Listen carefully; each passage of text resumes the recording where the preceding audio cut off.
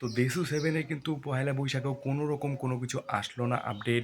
কিন্তু দেশু 7 কিন্তু বিশাল বড় মাপের একটা সিনেমা হতে চলেছে। যেহেতু দেশু 7 কে নিয়ে যত কিছু ভাবা যাচ্ছে সেটা কিন্তু ইনস্ট্যান্ট হয়ে যাচ্ছে। কোনো রকমভাবে আগে কোনো ভাবনা চিন্তা দিচ্ছে না। কারণ দেবদা কিন্তু ভালো করে জানে যে এই সমস্ত জিনিস এতটাই সাডেনলি হয়ে যাচ্ছে যে এখন যেহেতু ভোটের প্রচার আসছে সেইজন্য দেব কিন্তু সেইজন্য এরকম এরকম কিছু করতে পারছে না।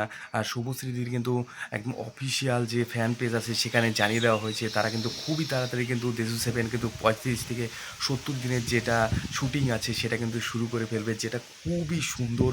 তারা এটা করতে চলেছে এসবিএফ এর সাথে। তাছাড়া কিন্তু খুবই ভালো মাপের এই সিনেমাটা হতে চলেছে, একদম হাই রেকর্ড করবে।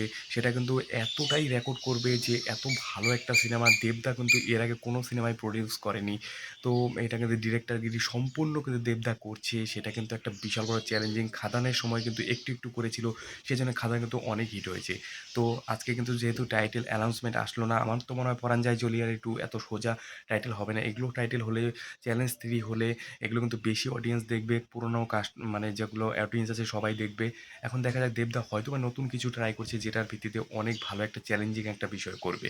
এখন দেখার বিষয় কবে কী হয়। সবার আগে কিন্তু আমি আমার এই চ্যানেলে অফিসিয়াল আপডেট দিয়ে দেবো। অবশ্যই চ্যানেলটাকে সাবস্ক্রাইব করে ভিডিওটা লাইক করতে ভুলবেন না। আজকে তো আপডেট এখানেই। জয় হিন্দ, বন্দে মাতরম।